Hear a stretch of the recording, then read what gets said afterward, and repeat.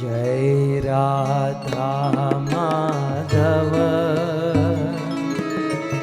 जय कुंज बिहारी। जय राधा माधव जय कुंज बिहारी। जय गोपी जन वल्लभ जय गोपी जन वल्लभ जय गिरिवर धारी। जय गिरिवर धारी। यशोदानंदन ब्रज जन रंजन। यशोदानंदन गाइए ब्रज जन रंजन। यशोदानंदन ब्रज जन रंजन। यशोदानंदन ब्रज जन रंजन। यशोदानंदन ब्रज जन रंजन। यशोदानंदन ब्रज जन रंजन। यमुना तीर वनचारी। यमुना तीर वनचारी। जय गिरिवर धारी। जय गिरिवर धारी। जय राधा माधव जय कुंज बिहारी। जय राधा माधव जय कुंज बिहारी। हरे कृष्णा कृष्णा कृष्णा हरे हरे। हरे राम राम राम हरे हरे। हरे कृष्णा कृष्णा कृष्णा हरे हरे। हरे राम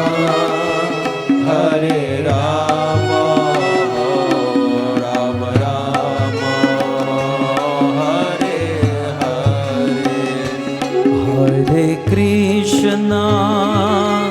हरे कृष्णा कृष्णा कृष्णा हरे हरे।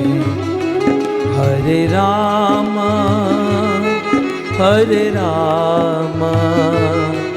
राम राम हरे हरे।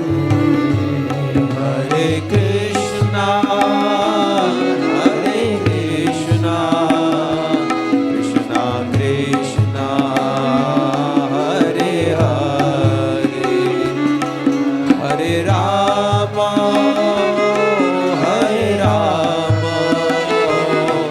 राम राम हरे हरे। श्री कृष्णचंद्र भगवान की।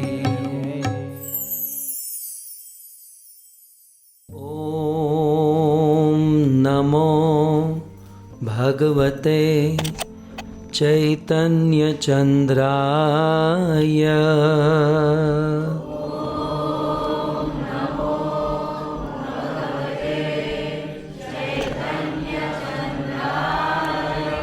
ओम नमो भगवते चैतन्य चंद्राय।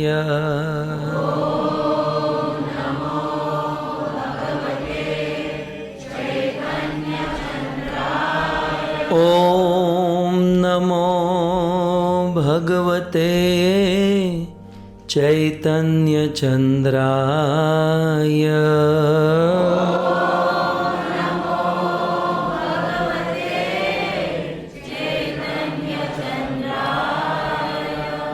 श्रूयतां श्रूयतां नित्यम्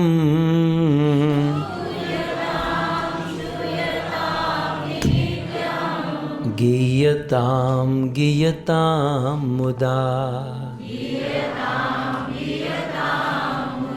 चिन्त्यतां चिन्त्यतां भक्त्या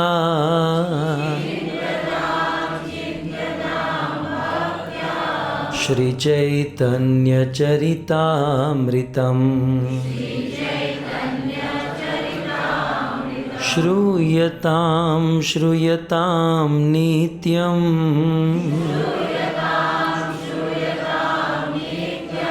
गीयतां गीयतां मुदा चिन्त्यतां चिन्त्यतां भक्त्या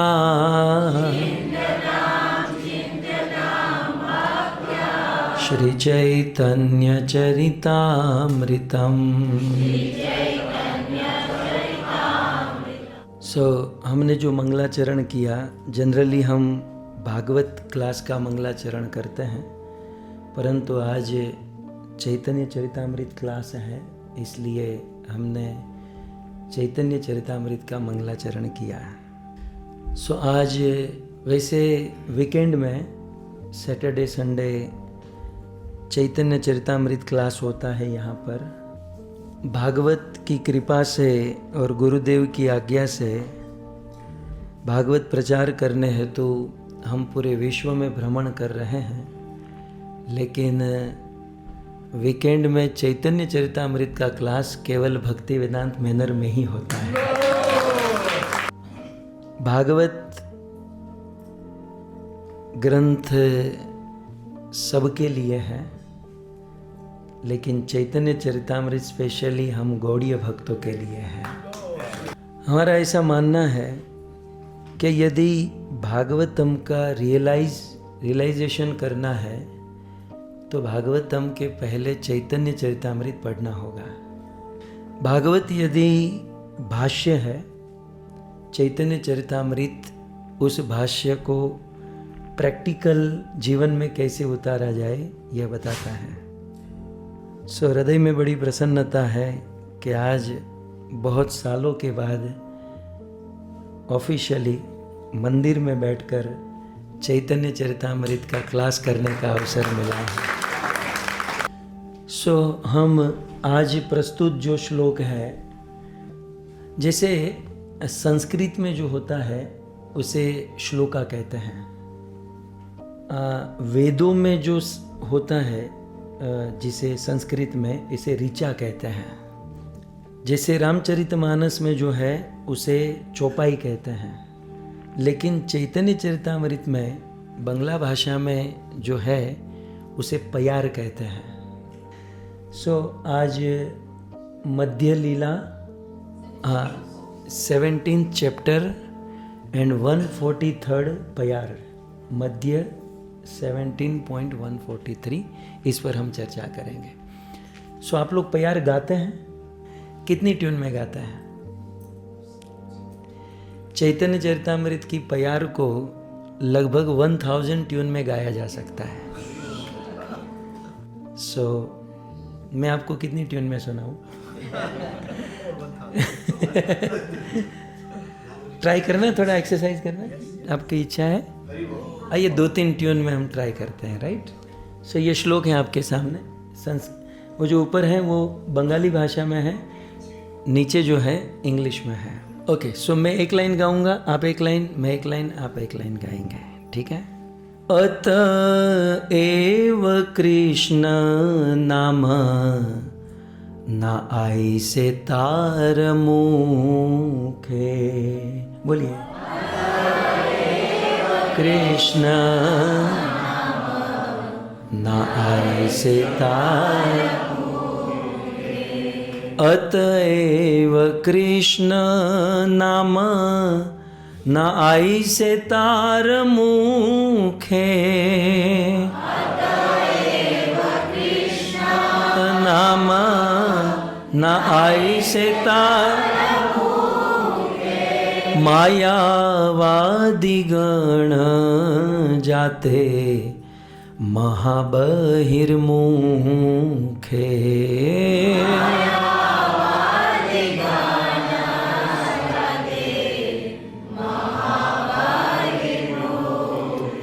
मायावादी गण जाते महाबहिर्मुखे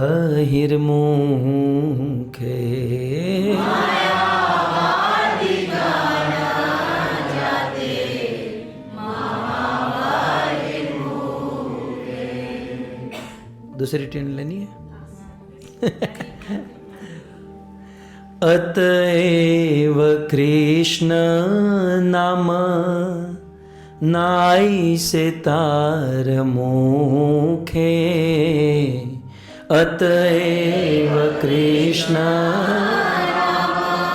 नाई से तार मुखे मायावादी गण जाते महाबहिर्मुखे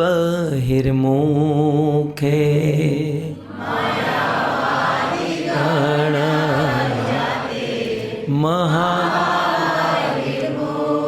अतएव कृष्ण नाम नाई से तार मुखे अतएव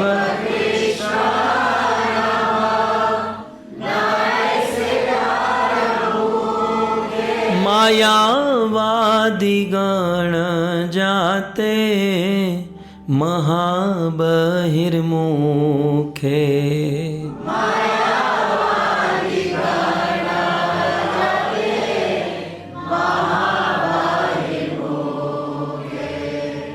चेंज करें एक शिवरंजनी में गाता है एक ट्यून है शिवरंजनी जो बहुत करुण होती है हार्ट टच करती है थोड़ा सा ठीक से सुनना पड़ेगा राइट। अतएव कृष्ण नाम नाई से तार मुखे अतएव कृष्ण नाम नाई से तार मुखे मायावादी गण जाते महाबहिर्मुखे मायावादी गण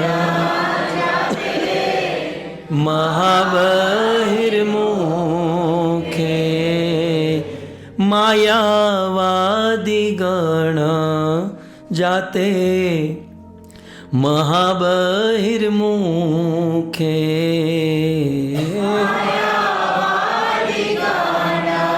जाते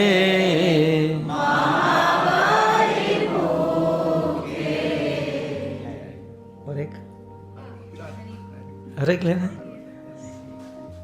फिर आपको याद रहेगा ना।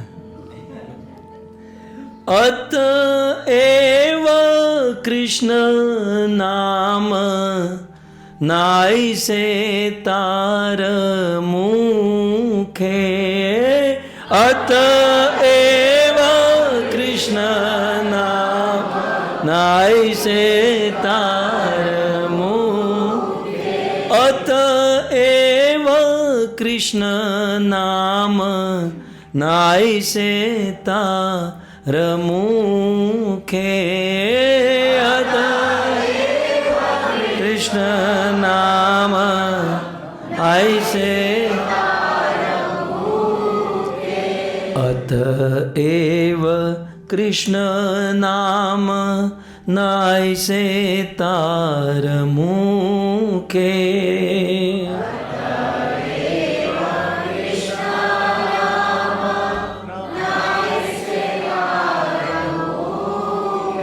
मायावादी गण जाते महाबहिर्मुखे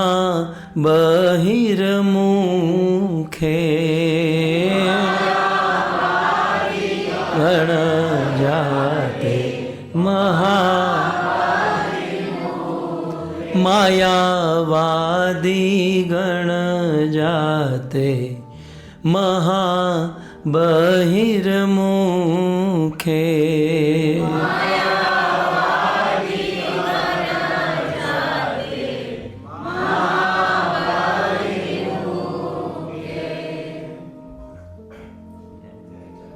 और एक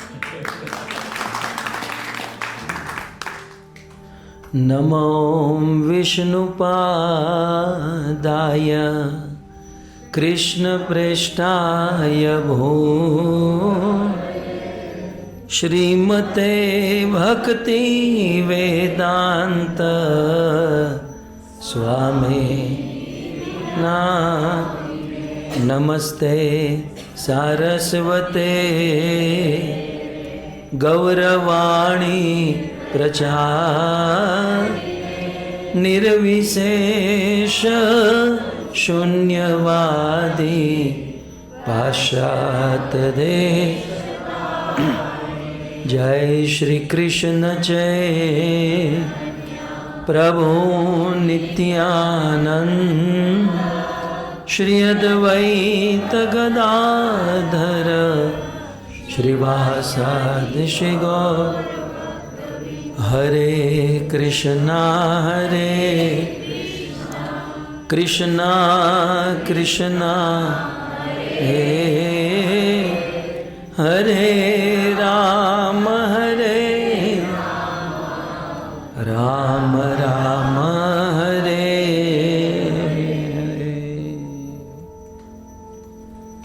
हरे कृष्णा।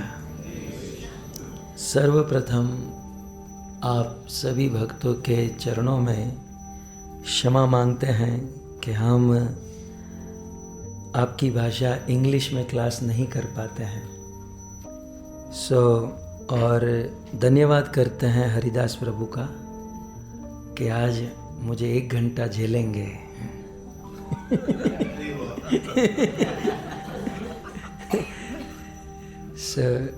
बोल दीजिए ना।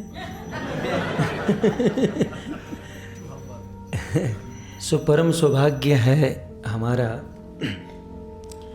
कि आज साल का बहुत बड़ा दिन है और ऐसे पवित्र अवसर में हमें शिल प्रभुपाद जी के हाट भक्ति वेदांत मैनर में वाणी सेवा करने का अवसर मिला है। आज बहुत बड़ा दिन है।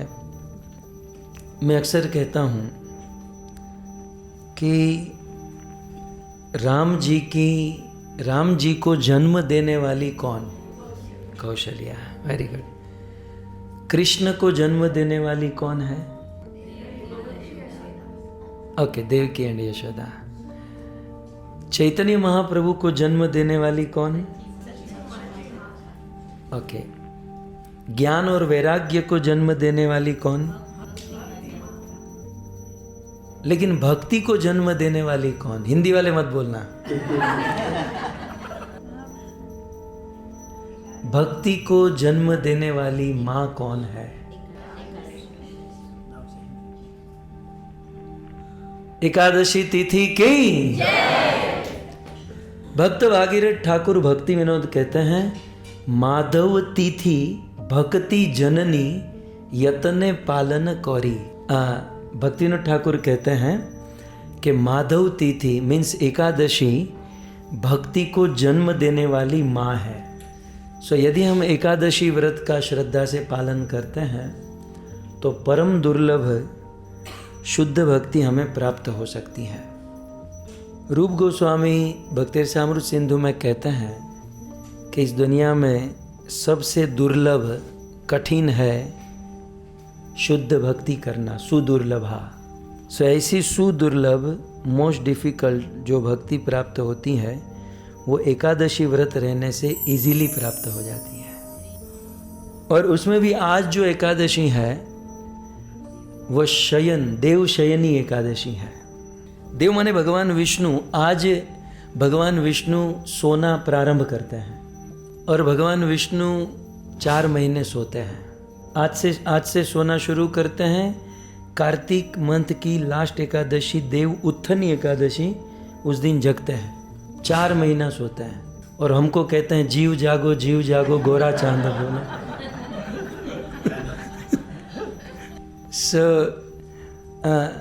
ऐसी मान्यता है कि 4 महीने भगवान विष्णु सोते हैं।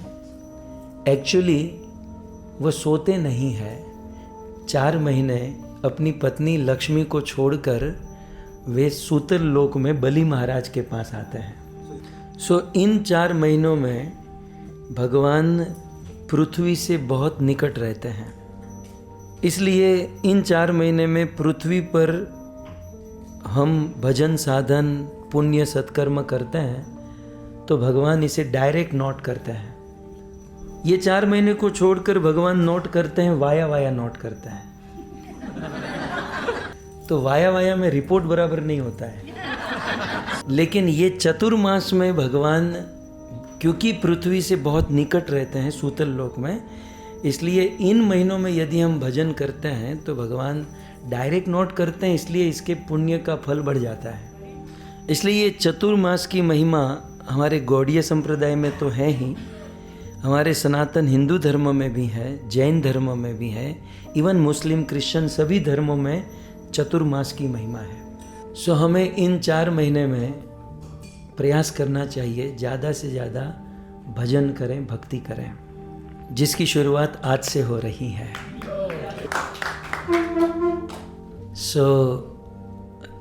मेरे लिए ये बहुत बड़े सौभाग्य की बात है कि ग्लोबली विचरण करते करते जैसे चैतन्य महाप्रभु के चतुर्मास की शुरुआत श्री रंगम से हुई थी, ऐसे हमारी शुरुआत भक्तिवेदांत मैनर से हो रही है। हम सब राधा गोकुलानंद जी के चरणों में बैठे हैं। आप सब जानते होंगे राधा गोकुलानंद का मीनिंग क्या है। मुझे विश्वास है आप सबको पता होगा कि राधा गोकुलानंद माने गोकुल को आनंद देने वाले। लेकिन प्रश्न होता है कि गोकुल को आनंद देने वाले गोकुल में रहे, मैनर में क्यों है? यहाँ पर गोकुलानंद का एक विशेष अर्थ होता है।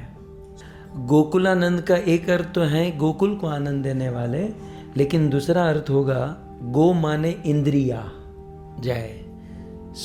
यदि हम गोकुलानंद जी की सेवा करते हैं, उनका दर्शन करते हैं, तो वे हमारे गो माने इंद्रियों को आनंद प्रदान करते हैं। और गोकुलानंद हमें जितना आनंद दे सकते हैं उतना न तो दुनिया की कोई रेस्टोरेंट आनंद दे सकते हैं, कोई मूवी आनंद दे सकता है, कोई सॉन्ग आनंद नहीं दे सकता। हमारे गो माने इंद्रिया, कुल माने समूह, हमारे इंद्रियों के समूह को गोकुलानंद जी सबसे अधिक सबसे ज़्यादा आनंद देने वाले हैं। और एक बात मैनर में आकर मुझे सीधा भागवत के 11 स्कंद का श्लोक ट्रिगर होता है। श्रीमद् भागवत में निमि महाराज ने नव योगेश्वर मुनि को प्रश्न पूछा था कि हम कलयुग में किसकी भक्ति करनी चाहिए।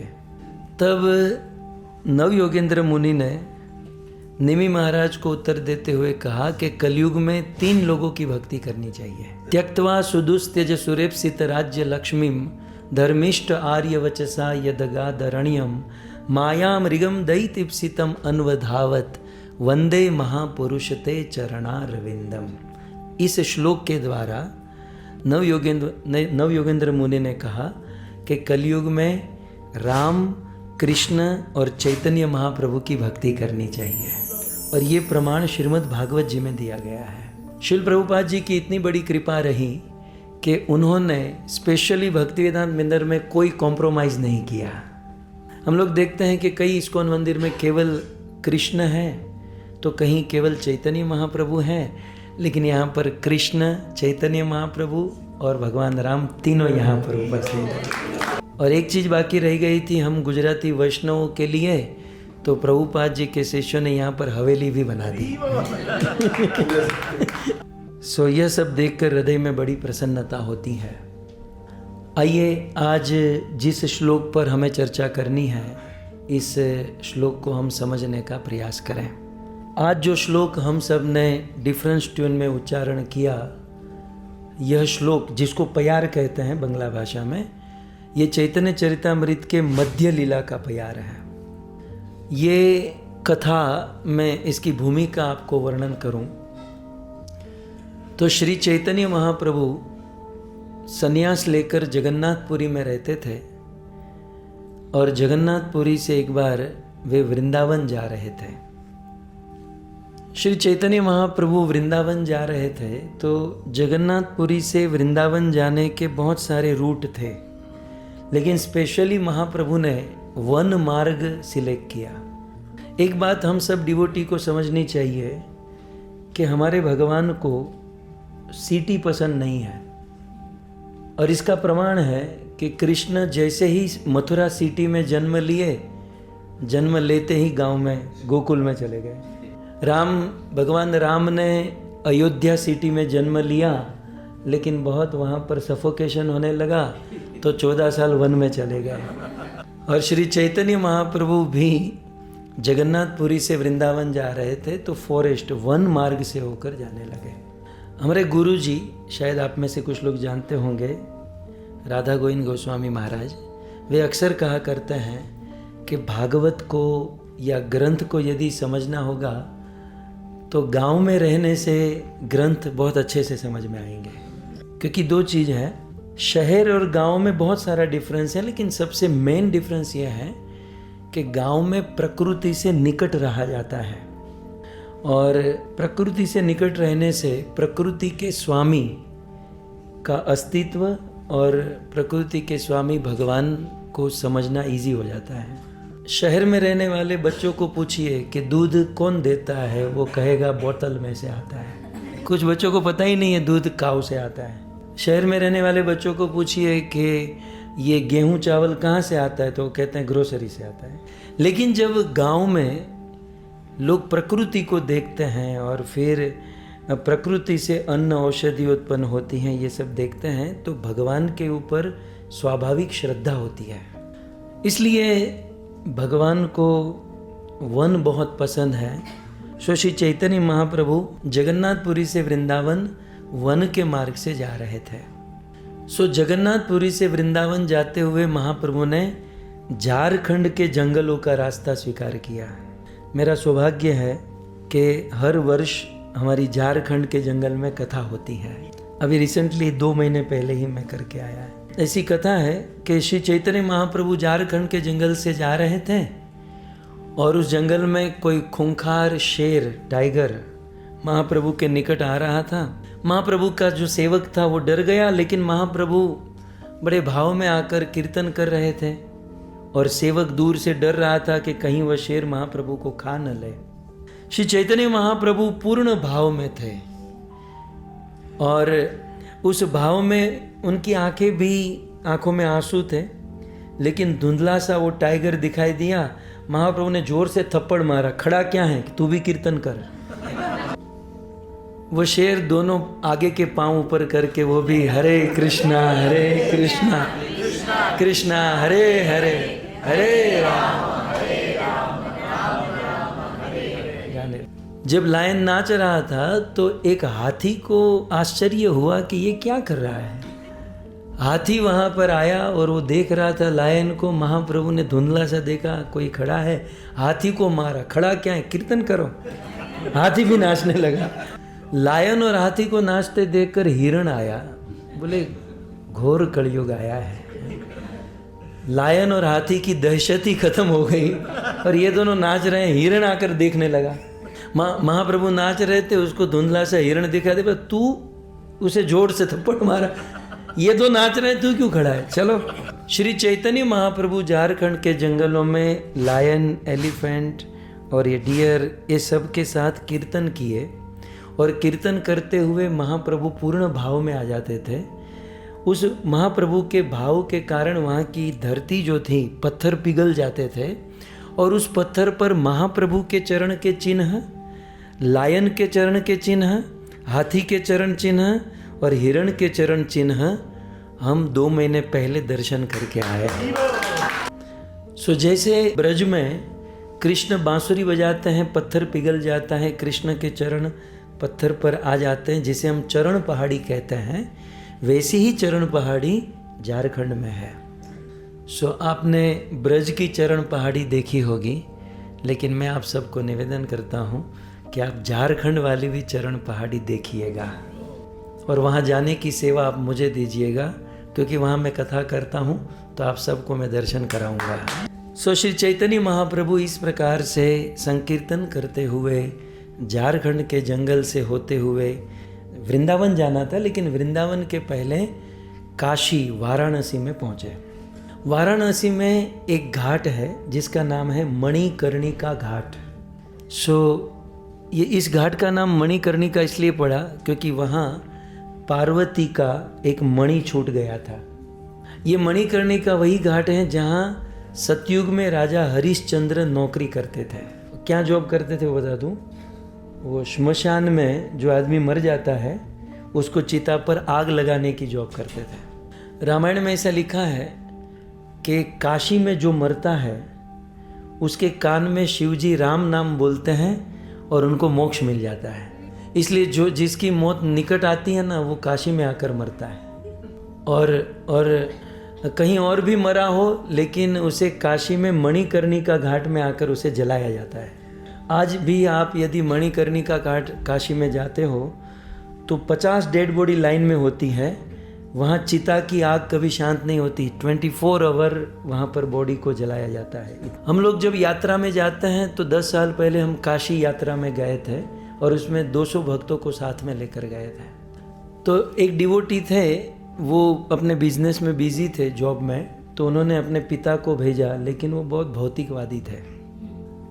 वो जब भी कीर्तन होता तो कहीं बाहर जाकर मुंह बिगाड़ कर खड़ा रहता, कथा होता तो उसमें सो जाता, प्रसाद ठीक से लेता नहीं, किसी के साथ उनका भक्ति में मन ही नहीं लगता था। फाइनली हमारी यात्रा मणिकर्णिका घाट पहुंची और वहां जाकर वो सीरियस हो गया। नहीं, लेफ्ट बॉडी नहीं, वो सीरियस हो गया। सीरियस माने सिंसियर माने वो, मतलब वो सोचने लगा। तो वो वहाँ जाकर बैठ गया। आधा घंटा तक बैठे बैठे जब वो सोचने लगा तो डिवोटीज आए उनके पास कि क्या सोच रहे हो? यही सोच रहे हो ना कि आपको मरना पड़ेगा, ऐसे ही जलना पड़ेगा, 16 माला करोगे ना अभी घर जाके, 4 रेगुलेटरी प्रिंसिपल फॉलो करोगे ना। 1 घंटे के बाद उसने जवाब दिया कि मैं ये सोच रहा हूँ कि यहाँ लकड़े का धंधा करे तो बहुत अच्छा है।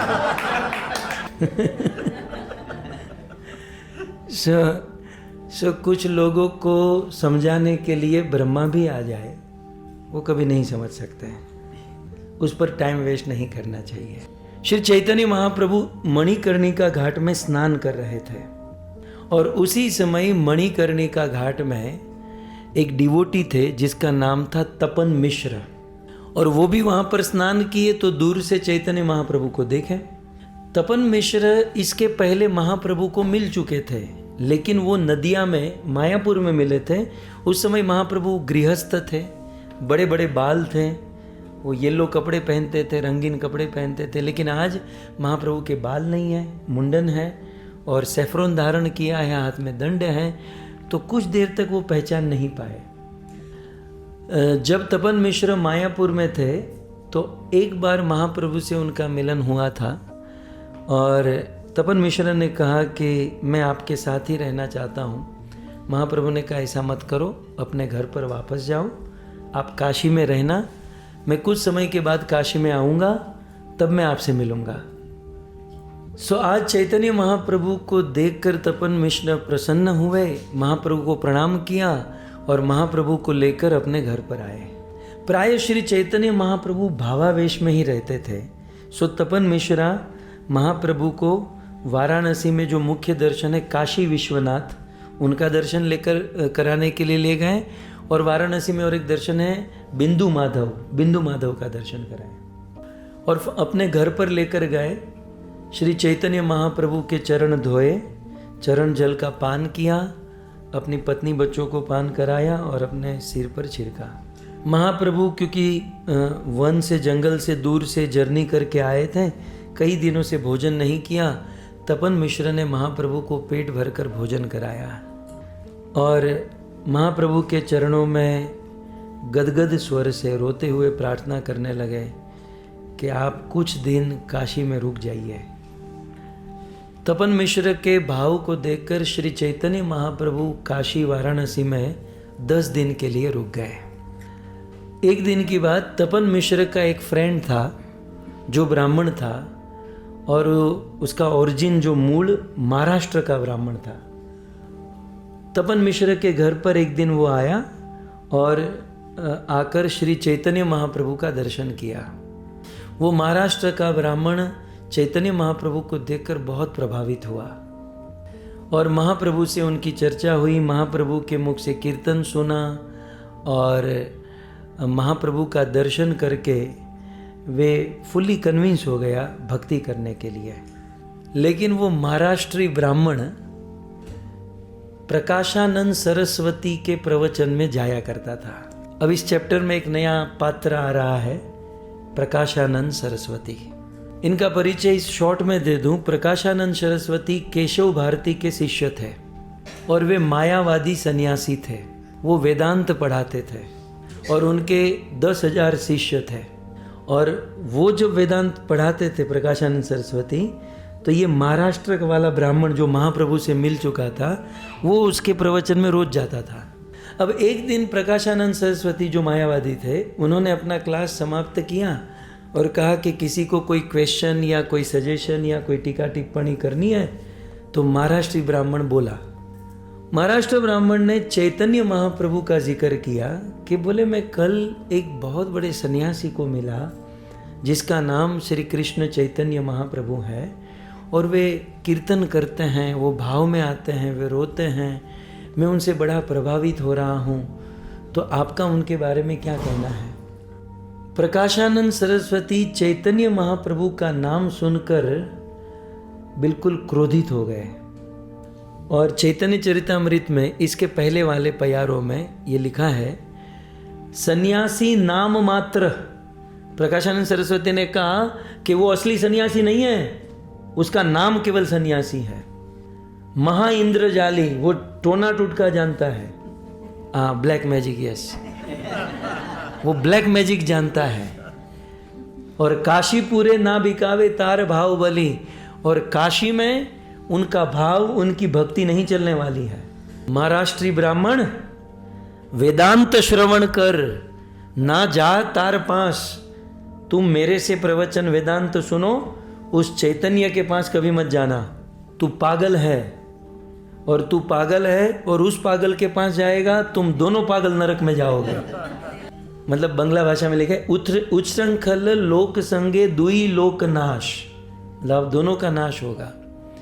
अब देखो, अब यहाँ पर एक पॉइंट है कि प्रकाशानंद सरस्वती यदि वास्तव में महान होते तो किसी की निंदा न करते। आपको यदि किसी का मत पसंद नहीं है तो आप उसे एक्सेप्ट मत करो। जैसे हम मॉल में जाते हैं, कोई शॉप में जाते हैं, सारी चीज तो हम खरीद नहीं लेते हैं, राइट।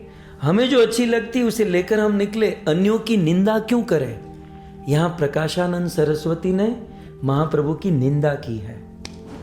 इसे प्रैक्टिकल पॉइंट हमारे जीवन में भी, हमारे पास यदि कोई किसी का क्रिटिसाइज करता है तो समझो कि निंदा करने वाला ही बुरा है।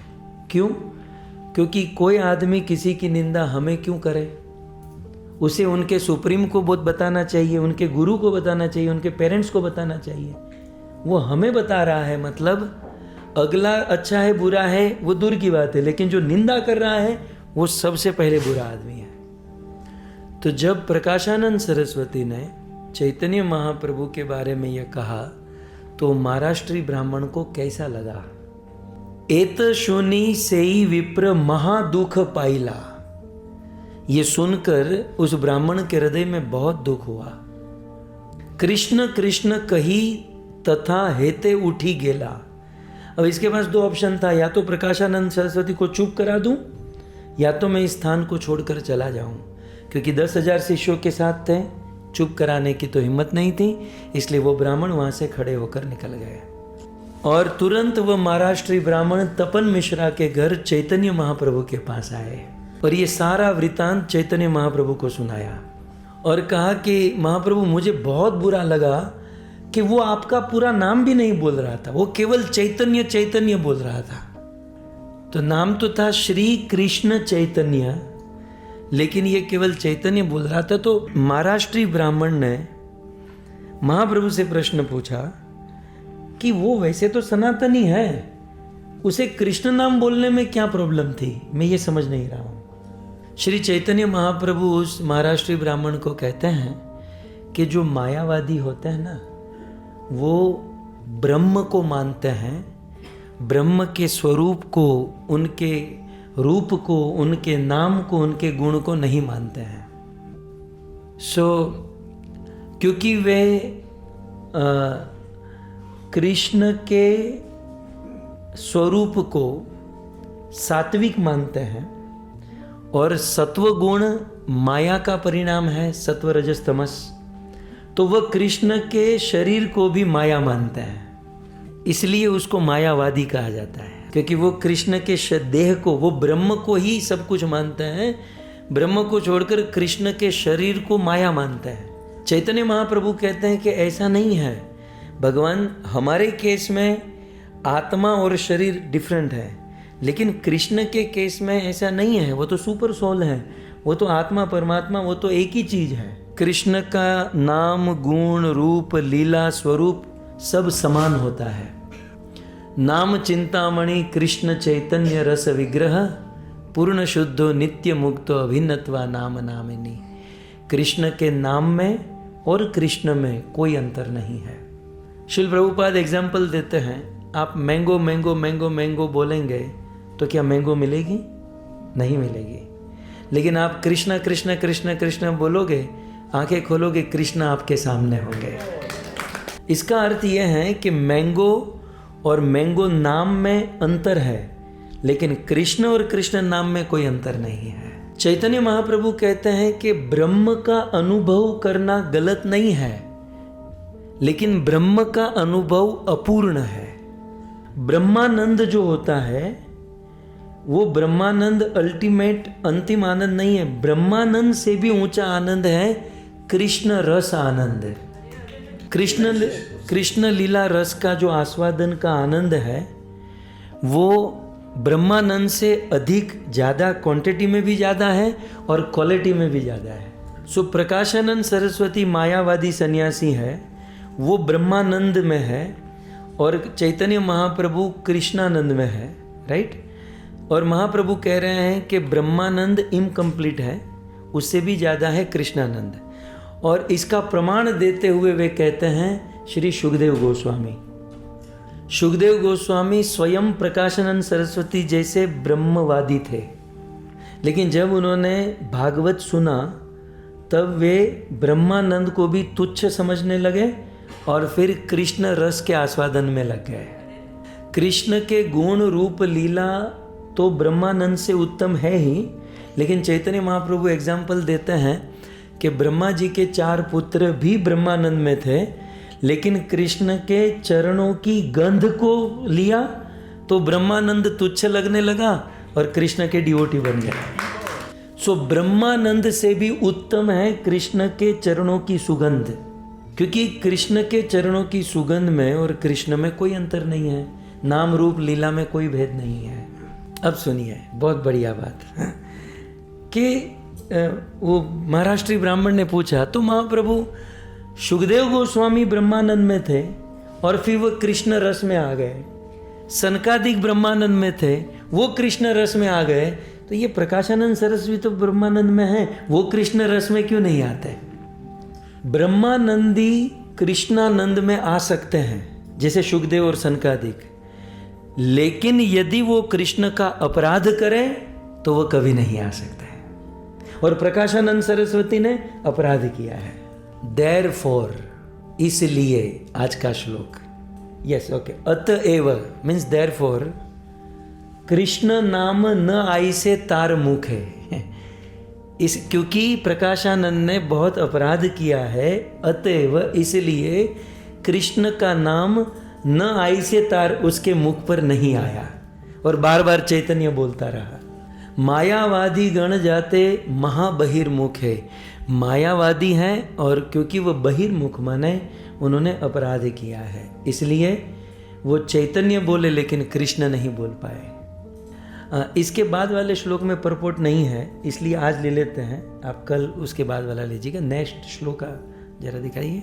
नेक्स्ट श्लोका में कहते हैं, भाव काली बेचीते आमी आई लाम काशीपुरे। श्री चैतन्य महाप्रभु कहते हैं, मैं काशी में क्यों आया था? मैं काशी में आया था भाव देने के लिए, कृष्ण रस आनंद देने के लिए आया था मैं काशी में। सो भाव बेचने के लिए, भाव देने के लिए मैं काशी में आया था। लेकिन दूसरी लाइन में कहते हैं कि लेकिन यहाँ कोई मुझे कस्टमर ही नहीं मिला। सेकेंड लाइन में ना, ग्राहक नहीं, ग्राहक मीन्स कस्टमर, नहीं मीन्स नो। तो यहाँ पर कस्टमर ही नहीं मिला। तो चैतन्य महाप्रभु ब्राह्मण ने पूछा, तो आपको कस्टमर कैसा चाहिए, मतलब कौन सा मूल्य आपको चाहिए? तो महाप्रभु कहते हैं कि कोई थोड़ा भी मूल्य चुकाता ना श्रद्धा का, तो मैं उसको भाव दे देता। ओके, सो उस महाराष्ट्री ब्राह्मण ने कहा कि आज मैंने मिसल पाव बनाया है। सो मैंने महाराष्ट्र डिश बनाई है, तो महाप्रभु आप मेरे घर पर भोजन के लिए आइए। सो श्री चैतन्य महाप्रभु उनके साथ महाराष्ट्र ब्राह्मण के घर पर भोजन के लिए गए। जब घर पर पहुंचे तो देखा प्रकाशानंद सरस्वती हजारों शिष्यों के साथ ऑलरेडी घर पर बैठे थे। तब श्री चैतन्य महाप्रभु, प्रकाशानंद सरस्वती क्लास कर रहे थे, श्री चैतन्य महाप्रभु सब लोग बैठे थे। वहाँ एक बाथरूम का स्थान था, वहाँ बड़ी विनम्रता से नीचे बैठ गए। प्रकाशानंद सरस्वती ने देखा कि वो जो कल बात कर रहा था ये वही चैतन्य है।